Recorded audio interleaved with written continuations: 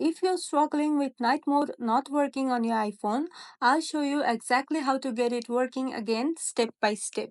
First, make sure your iPhone supports night mode.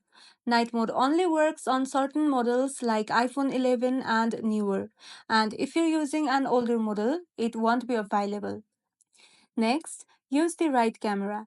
Night mode only activates in low light and only with the main or wide lens, not the ultra wide or front camera. So make sure you're in a dim environment and using the rear main lens. Next, don't use flash.